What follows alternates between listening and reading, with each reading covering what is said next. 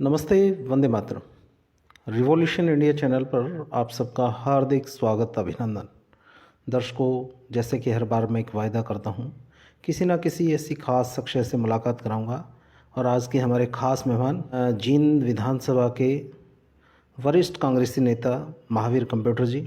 आपका revolution India channel पर हार्दिक स्वागत, अभिनंदन। बिल्कुल, सबसे पहले तो रिवॉल्यूशन इंडिया चैनल का आपको धन्यवाद है। आप अच्छे ढंग से जो समस्याएं चाहे देश की हो चाहे प्रदेश की हो उठाते हो, आपको बार बार धन्यवाद है। दर्शकों, जिस प्रकार से पिछले एक सप्ताह से राजनीतिक उठापटक ने पूरे भारत का ध्यान अपने ओर आकर्षित किया, जिस प्रकार से नई मुख्यमंत्री का पदार्पण भारतीय जनता पार्टी ने किया, उस विषय पर हम चर्चा करने के लिए महावीर कंप्यूटर जी के साथ मौजूद हैं। महावीर जी, जिस प्रकार से राजनीतिक उठापटक हुई, जिस प्रकार से मुख्यमंत्री चेहरा बदला गया, क्या परिस्थितियां नज़र आती हैं? जिस प्रकार से गठबंधन का टूटना, क्या बदलाव आपको नज़र आता है कि हरियाणा की राजनीति में ये कुछ नया होने जा रहा है, लोकसभा इलेक्शन में भी और आगामी जो विधानसभा के इलेक्शन होने जा रहे हैं उसमें भी कुछ नया होने जा रहा है? देखो, जो बीजेपी के केंद्र नेतृत्व ने, ये हाईकमान ने जो फैसला लिया है, तो मैं ये पूछना चाहता हूँ कारण क्या थे। देखो, 4.5 साल माननीय मनोहर लाल खट्टर जी मुख्यमंत्री थे, 10 साल से लगातार 2 बार सत्ता में रहे और इनके जो गठबंधन की बात थी, जेजेपी का गठबंधन इनके साथ था, वो भी गठबंधन तोड़ लिया।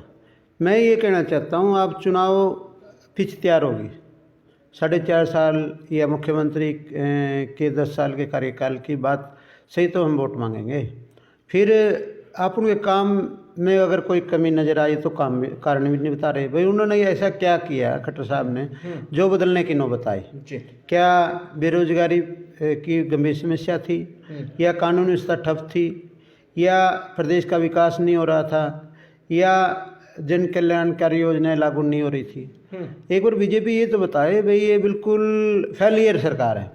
केंद्र सरकार ने ये तो बताना चाहिए भाई ये फेलियर सरकार है, ताकि आप बदलाव करके, चेहरे बदलने से कोई भी बात नहीं बनती, व्यवस्था बदलनी पड़ती है। जी महावीर जी, मैं आपकी जितनी बात मैं समझ पाया, आपका कहने का मतलब है यदि मुख्यमंत्री मनोहर लाल जी सक्षम थे, सुशासन था, राम राज्य था, तो निश्चित तौर पर बदलने की कोई आवश्यकता नहीं थी। और यदि बदला गया है तो उसके पीछे का कारण आम जनता तक, पार्टी नेतृत्व को बताना चाहिए किन परिस्थितियों में मुख्यमंत्री चेहरा बदला गया। जनता जागरूक है, जनता जानना चाहती है। क्या वो विषय है, या जनता को राजनीतिक पार्टियां सिर्फ बेवकूफ़ समझती हैं, वोट देने की मशीन ही समझती हैं? क्या इस प्रकार से ही विचार करके एक चेहरा बदल के, एक चीज़ तो समान वही है, पैकेट नया, पैकिंग नई कर दी गई है, कुछ ऐसा आपको नज़र आता है? बिल्कुल ऐसे ही नज़र आता है। एक दिन पहले गुड़गांव रैली थी प्रधानमंत्री की, और माननीय नरेंद्र मोदी जी ने कहा था भी खट्टर साहब का 10 साल का जो शासन काल है, बड़ा अच्छा शासन काल है, वो उसकी पीठ थपथाई थी। कहाँ तो उनकी प्रशंसा की गई और कहाँ गुड़गांव की रैली खत्म होती है अगले दिन विदाई कर दी। ये तो प्रदेश की जनता के साथ बद्दा मजाक है। ये लोग चेहरा बदलते हैं, व्यवस्था नहीं बदलते। आज प्रदेश में कानून व्यवस्था बिल्कुल चरमराई हुई है। आज प्रदेश में बेरोजगारी बिल्कुल चरम सीमा पर है।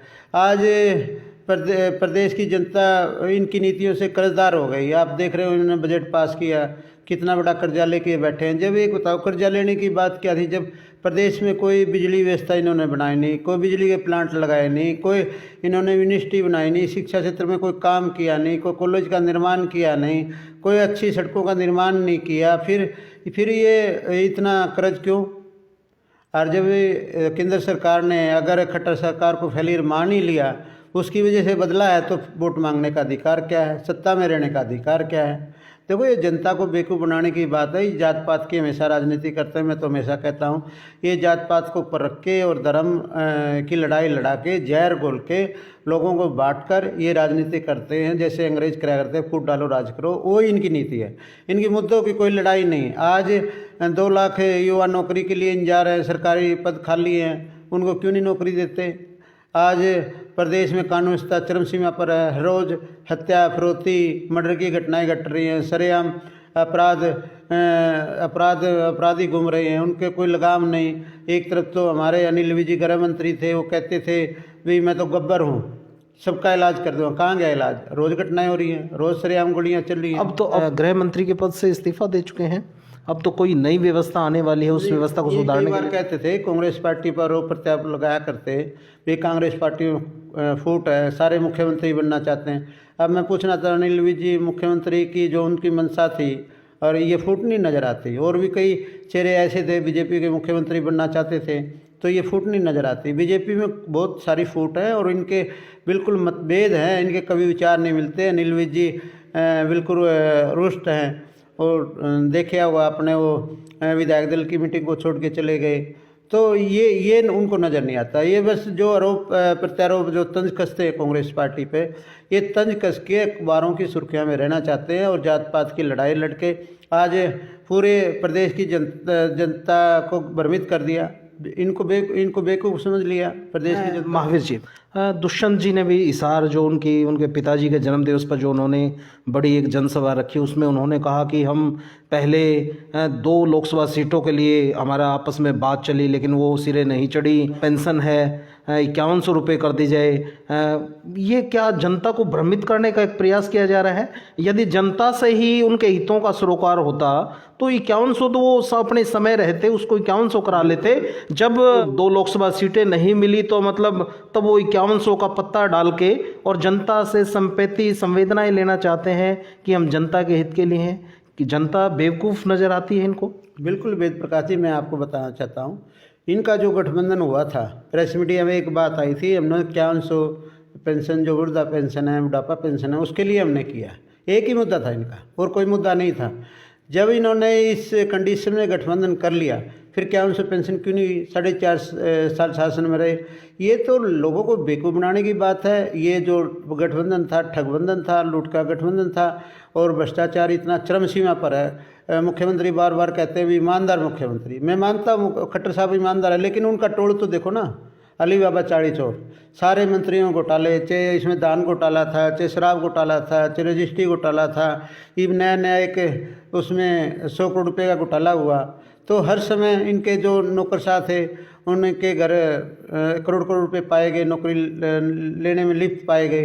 तो ये भ्रष्टाचार की बात इतनी चरम सीमा पर है, ये फिर ईमानदारी की छाप क्यों लगवा रहे हैं, ईमानदारी का टैग क्यों लगा रहे हैं? तो नैतिकता इनमें नहीं है बिल्कुल भी। ये तो बिल्कुल ये तानाशाह सरकार मैं आपको बताना चाहता हूँ। महावीर जी, जिस प्रकार से जिस दिन नए मुख्यमंत्री नायब सैनी जी ने शपथ ग्रहण किया, वहाँ शपथ लेने से पहले पूर्व मुख्यमंत्री मनोहर लाल खट्टर जी के पैर छूना, आशीर्वाद लेना, और उसके बाद मुख्यमंत्री बनने के बाद फिर पैर छूना, और फिर अगले दिन का जो दृश्य जो नज़र आता है विधानसभा में, जब फ्लोर टेस्ट आपको उसको साबित करना था, उस स्थिति में जिस प्रकार से विपक्षी दलों ने, कांग्रेस को छोड़कर अन्य विपक्षी दलों के नेता उस विधानसभा से वॉकआउट कर जाते हैं, क्या वो सीधा सीधा अप्रत्यक्ष तौर पर बीजेपी का समर्थन नहीं दिखाता? ये मैं बताना चाहता हूँ, चौधरी भूपेंद्र सिंह हुड्डा ने पहले भी अविश्वास प्रस्ताव विधानसभा में कई बार लाए, लेकिन ये बड़ी बड़ी बातें करते हैं। जब भी अविश्वास प्रस्ताव की बात आती है, इनकी मिलीभगत होती है। माननीय दुष्यंत चौटाला जो TCM है, एक तरफ तो कह रहे हैं मेरा गठबंधन टूट गया, फिर वहाँ बीजेपी के समर्थन में खड़े हैं। आज भी वो खट्टर साहब से मिलने गए हैं। ये तो इनकी मिलीभगत है, ये जनता को भ्रमित करना चाहते हैं। इनके दिमाग में बताऊं क्या है? चौधरी भूपेंद्र सिंह हुड्डा आने वाले मुख्यमंत्री हैं, मैं भावी मुख्यमंत्री, क्योंकि उनकी नीतियां जो 10 साल का शासनकाल था, चाहे शिक्षा क्षेत्र में लगा लो, इतने काम उन्होंने करके दिखाए। राजीव गांधी एजुकेशन सिटी बनाई, चाहे आप बिजली क्षेत्र में 4 प्लांट लगाने का काम कराया, कम से कम 8000 मेगावाट बिजली पैदा करवाने का काम किया। इसी प्रकार आप सिंचाई में लगा लो, 2 नहर बनाने का काम किया, कृषि क्षेत्र में कर्जे माफ़ करने का काम किया, बिजली के बिल माफ़ करने का काम किया, युवाओं को नौकरी 2 लाख युवाओं को नौकरी देने का बात चौधरी भूपेंद्र सिंह हुड्डा ने की। और एक हरियाणा प्रदेश को विकास के मामले में नंबर 1 प्रदेश बनाने का काम किया। आप देख रहे हो गरीबों के लिए 100 गज के प्लाट देने का काम किया, गरीब बच्चों को वजीफ़ा देने का काम किया, और जो जन कल्याणकारी योजनाएं थी, चाहे बुढ़ापा पेंशन हो, चाहे विधवा पेंशन हो, चाहे विकलांग पेंशन हो, और जो 500 रुपये होती थी उसको 3000 रुपये लेके गए। ये चौधरी भूपेंद्र सिंह हुड्डा की देन है। आज प्रदेश की जनता चौधरी भूपेंद्र सिंह हुड्डा के शासन को याद कर रही है। इनके तो ये तो जुमलेबाजी कर रहे हैं, इनका कोई वादा खिलाफी हमेशा ही करते हैं। एक वादा ये चौधरी भूपेंद्र सिंह हुड्डा जिनने काम किए हैं 10 साल के शासनकाल में, एक काम ये प्रदेश के हित में मनोहर लाल खट्टर गिनवा दो। भाई मैंने बिजली क्षेत्र में कोई कारखाना लगाया, मैंने कोई यूनिवर्सिटी बनाई, मैंने कोई कॉलेज बनाया, मैंने कोई सड़कों का निर्माण कराया, मैंने 2 लाख युवाओं को नौकरी देने की बात कही, कभी भी नहीं करते। ये तो भ्रमित करते हैं, ये तो हरियाणा में जाट नॉन जाट की राजनीति कर रहे हैं, ये जहर घोलना चाहते मैं बताऊँ। लेकिन जनता इतनी बेवकूफ़ नहीं है, जनता इनकी बातों से उब चुकी है, इनकी असलियत को जान चुकी है। ये तो जो ये आंदोलन जब भी चलता है उसको नक्सलवाद कहते हैं, उसको कभी उग्रवादी कहते हैं, ये भाषा इनकी होती है। जबकि इन्होंने इनके वादे थे, ये जो भ्रमित कर रहे हैं देश और प्रदेश को, भाई किसान आंदोलन कर रहे हैं, एमएसपी हरियाणा में मिल रही है, तो हरियाणा में किसान तो पूरे देश की बात कर रहा है, कोई हरियाणा की बात तो नहीं कर रहा। और दूसरी बात मैं आपको बताना, माननीय प्रधानमंत्री ने वादे किए थे, एमएसपी का भी वादा किया था, कर्जे माफ़ का भी वादा किया था। जब आप कुछ कर ही नहीं सकते, जब कोई वादा आप पूरा कर नहीं सकते, फिर वादा क्यों करते हैं? महावीर जी, वो एक गाना है, वादा तो टूट जाता है, क्या उस गाने को चरितार्थ कर रहे हैं? बिल्कुल, वादा टूट जाता है। मैं तो एक बड़ी कड़ी बात कहना चाहता हूँ आपको, कोई भी राजनीति घोषणा पत्र, कोई भी पार्टी घोषणा पत्र अपना बनाती है, उसमें वादे करती है। अगर वो वादे पूरे नहीं होते, देखो समय तो 5 साल का मिलता है, ये मैं ये नहीं कहता हूँ सत्ता प्राप्त करते हुए सारे वादे पूरे हो जाए। 5 साल के दौरान कोई भी पार्टी अपने घोषणा पत्र को लेके आती है और वो वादे पूरे नहीं करती, उनके खिलाफ कड़े से कड़ी कार्रवाई, उनके खिलाफ मुकदमे दर्ज होने चाहिए। जो नेता झूठ बोले, जब तक ईमानदारी से आप काम नहीं करेंगे, जब तक आपका दृढ़ निश्चय नहीं होगा, आप बदलाव नहीं लाएंगे, फिर तो आप ठगते रहोगे। ये तो आप एक तरीके से बहुत क्रांतिकारी कदम उठाने की आप बात कर रहे हैं, और आप एक नाजीर पेश करना चाहते हैं उन नेताओं के लिए जो झूठे वादे करके सत्ता को हथियाते हैं और फिर वो उसको जनता को दिग्भ्रमित करते हैं, उनको उसके लक्ष्य से भटकाते हैं। मैं ये कहता हूँ, चुनाव आयोग कठपुतली बनाया हुआ क्यों है? चुनाव आयोग की क्या जिम्मेवारी नहीं थी? जब एक घोषणा पत्र तैयार हो जाता है पार्टी का या किसी नेता का, मान ले मैंने विधानसभा चुनाव लड़ना है और मैं 20 वादे झूठे कर दूँ, यहाँ भाई मैं पेरिस बना के रख दूँगा, और जब मैं सत्ता में आ जाता हूँ, मैं अपने आराम की ज़िंदगी जीना चाहता हूँ, ड्राइंग रूम की ज़िंदगी जीना चाहता हूँ, क्यों? मैं तो कहूँ फौजदारी का मुकदमा दर्ज होना चाहिए। सबसे बड़ा अपराध तो ये कर रहे हैं, ये लोगों के वोटों की चोरी कर रहे हैं, लोगों से ठगी कर रहे हैं। तो तरक्की कब बनेगी? देश तरक्की जब बनेगा जब तक ये नेता झूठ बोलने छोड़ देंगे। और सबसे बड़ी बात मैं एक आपको बताना चाहता हूँ, ये जितना भ्रष्टाचार करते हैं इनके खिलाफ कड़ी से कड़ी कार्रवाई होनी चाहिए। ये जनता की खून पसीने की कमाई है, टैक्स के माध्यम से व्यापारी है, चोर भी वर्ग है, पूरे खजाने को भरता है, और उस खजाने को का इस्तेमाल ये ऐशराम में करते हैं। आज एक एक कोटी मंत्री की देख लो, 20-20 करोड़ रुपये दफ्तर में लगा देते हैं। इनकी कितनी 9 बार की पेंशन। क्या ये जनता के साथ लूटपाट नहीं है? ये खुद लोग करते हैं। अगर एक घटना हो जाती है, कोई मान ले कोई युवा रास्ता भटक जाते हैं, वो कोई क्राइम कर देता है, उसके खिलाफ कितनी संगीन धाराएं लगती है। एक तरफ तो बेरोजगारी है ना, बेरोजगारी को लेके ही वो क्राइम में चला जाता है बच्चा। ये क्राइम नहीं करे क्या? इनके खिलाफ कार्रवाई क्यों नहीं? इनको ऐसी सज़ा होनी चाहिए, मैं तो इनको फांसी की सज़ा होनी चाहिए जो लूटपाट करते हैं ऐसे लोग। ये देश की तरक्की तभी होगी जब आप ईमानदारी से काम करोगे, सेवा भावना से काम करोगे, आप झूठे वादे ना करें पब्लिक से। जितना काम बढ़ना वादा करना क्या जरूरी है? आदमी की छवि होती है, लोगों को विश्वास होता है भाई इस व्यक्ति की अच्छी छवि है, ये ईमानदार है, उससे वोट लिया जा सकता है। वादे तो बाद में, वादे झूठे वादे क्यों करो? बाद में काम करके दिखाओ जी। आज 6 महीने के लिए नायब सैनी इन्होंने मुख्यमंत्री बना दिया, एक जात पात की बात को लेकर बना दिया। मैं बीजेपी सरकार से एक बात कहना चाहूँ, अगर जात पाती से तुमने राज करना है फिर तो 36 बरादरी है, 5 साल में दो महीने में एक मुख्यमंत्री बदल दो, सारी जातियों को खुश कर दो, आपने सत्ता में रहना। तो अगर स्थायी रूप से सत्ता में रहना है तो महावीर कंप्यूटर जी का भारतीय जनता पार्टी को सुझाव है कि हर 2 महीने में मुख्यमंत्री बदलते रहो, हर जाति और बिरादरी खुश हो जाएगी। जब तक लोग भ्रमित तो रहेंगे, जब तक आप लोगों को बेवकूफ़ बना सकते हो, जात पात के नाम से, फिर तो 2 महीने में एक मुख्यमंत्री पलट दो। ऐसे काम नहीं चलेगा। मैं एक बात बताना चाहता हूँ, जैसे आपने अभी मुख्यमंत्री को नए नायब सैनी ने शपथ ली है, मैं उनको बधाई देना चाहता हूँ, लेकिन उन्होंने विजन उनका होना चाहिए। मैं क्या कर रहा हूँ, मैं 6 महीने में प्रदेश को क्या दे सकता हूँ। लेकिन महावीर जी, किसी भी मुख्यमंत्री पद पर कोई व्यक्ति जाता है, 6 महीने तो उसको उस मुख्यमंत्री कार्यालय को समझने में, उन फाइलों को समझने में समय लग जाता है। इस छोटे ही कार्यकाल में नायब सैनी जी क्या ऐसा नया कर जाएंगे कि दोबारा से बीजेपी, भारतीय जनता पार्टी विधानसभा में कुछ नया कर पाएगी? नहीं, मैं एक बात कहना चाहता हूँ, मैं ठीक बात आपकी बात है, 6 महीने में क्या करें। फिर बीजेपी ने बदलने की क्या जरूरत थी? अगर बदला है तो वो विजन बताए। भाई 6 महीने में बेरोजगारी चरम सीमा पर थी, उनको उस बेरोजगारी को ख़त्म करेंगे। 6 महीने में कानून व्यवस्था, खट्टर केस में कानून व्यवस्था बिल्कुल चरमराई थी, उसको ठीक करेंगे। युवाओं को नौकरी देंगे, प्रदेश का विकास कराएंगे, जन कल्याणकारी योजनाएं लागू करेंगे। फिर उनका विजन तो होना चाहिए था, प्रेस में आके उनको विजन तो बताना चाहिए था, भाई ये कमी रही है खट्टर सरकार में और इसको हम पूरा करेंगे। चाहे बेरोजगारी की बात को लेके कमी रही, चाहे कानून व्यवस्था की बात को लेके, वो बयान तो दें, या केंद्र नेतृत्व तो बयान दे। फिर ये तमाशा क्यों प्रदेश? जी, निश्चित तौर पे महावीर कंप्यूटर जी का जो कहना है कि वास्तव में जनता को बताया जाना किसी भी राजनीतिक पार्टी को आवश्यक है।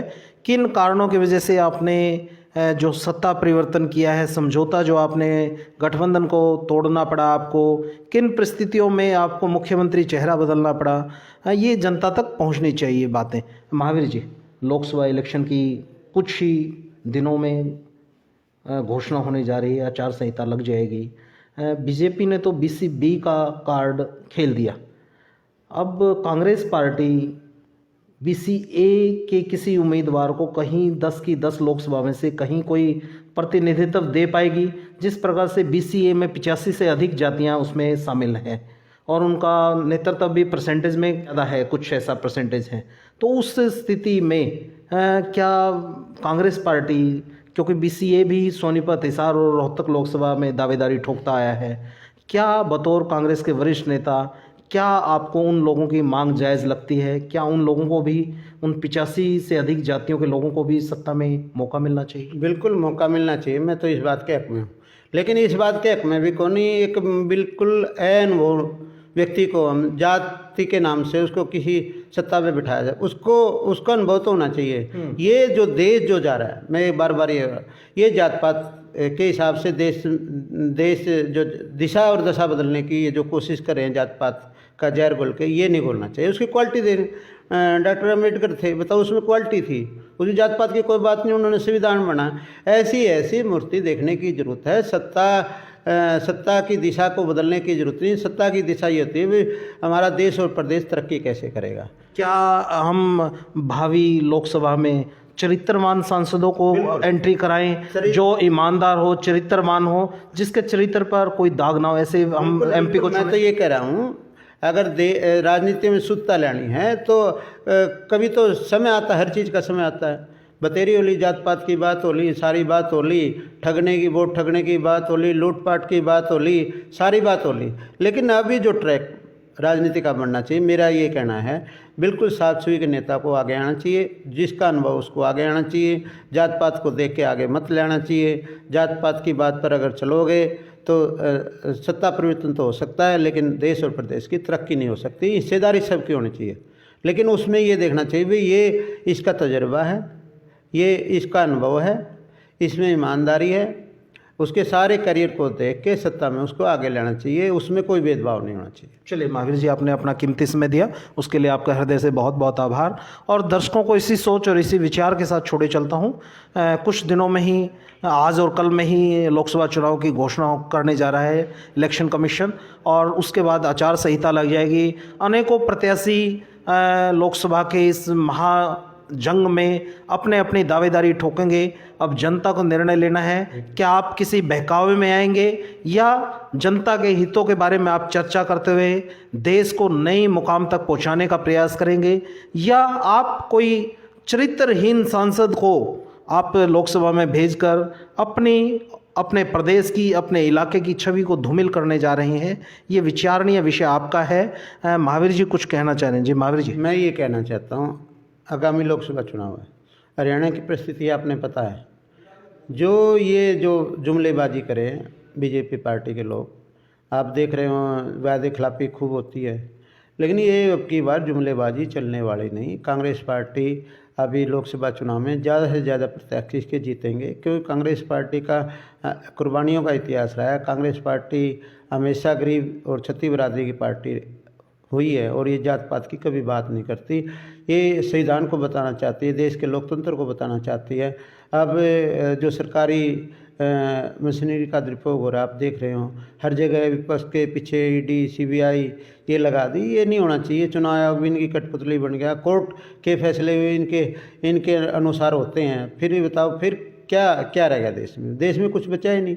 फिर तो इमरजेंसी लगा दो और इनकी जो भूख है बीजेपी लीडरों की, भाई हम शासन में रहेंगे, ज़िंदगी भर रहेंगे, मरने तक रहेंगे, तो राष्ट्रपति शासन लगा के अपना राज करो। फिर क्या जरूरत है चुनाव कराने की। एक तरफ प्रधानमंत्री एक बात करे छाती ठोक के, भाई 400 पार, अगर 400 पार आप कह दिया, एक देश का प्रधानमंत्री संसद में ये बात करा है, फिर इसके पास कौन सी ऐसी दूरबीन है या कौन सा इनका जो इन्होंने षड्यंत्र रच रखा है जिसने 400 सीटें ये घोषणा बार बार करी। प्रधानमंत्री की बात नहीं। मैं एक बात और कहना चाहता हूँ, प्रधानमंत्री बार बार लोकसभा में बोलते हैं या किसी रैली में बोलते हैं। आज तक मैंने 5-4 प्रधानमंत्री का कार्यकाल देखा, कभी भी कोई प्रधानमंत्री एक पार्टी की नीतियों के बारे में, एक देश जो कार्य किए उनकी नीतियों के बारे में बोला, कभी बस के बारे में कभी मैंने प्रधानमंत्री को बोलते नहीं देखा। ये तो विधायक के बारे में बोल देते हैं, ये तो एक मेयर के बारे में बोल देते हैं। ये मतलब जो प्रधानमंत्री का जो मैं बताऊं जो भाषण है वो अमर्यादा भाषण है।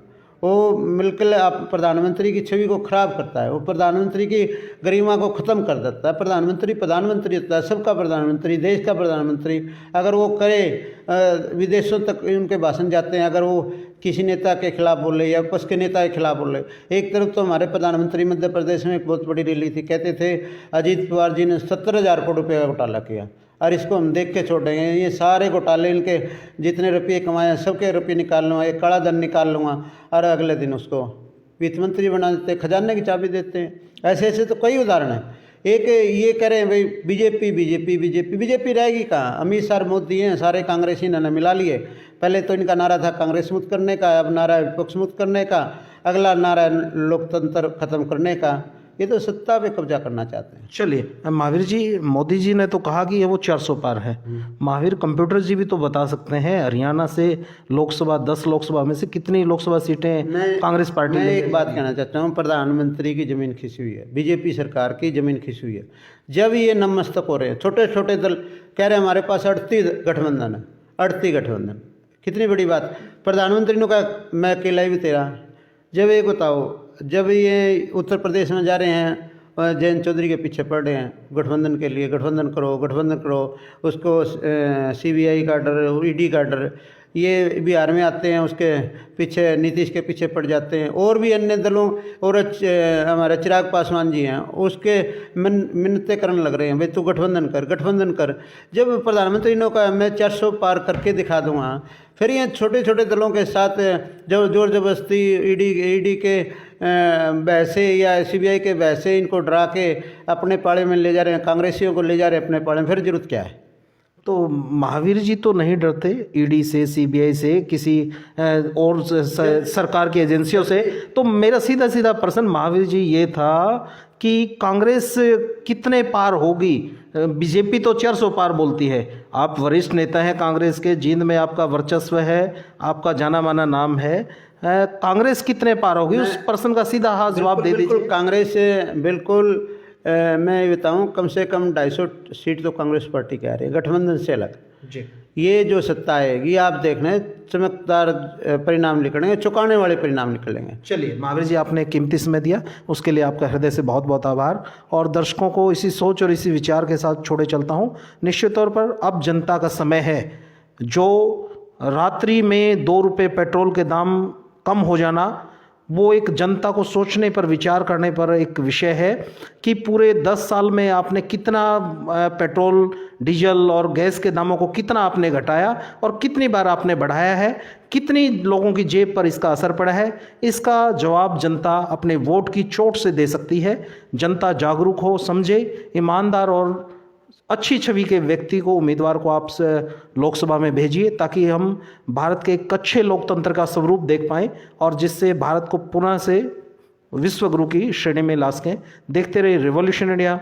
फिर किसी अन्य दिन किसी खास शख्स से मुलाकात कराएंगे। जय हिंद, जय भारत, वंदे मातरम।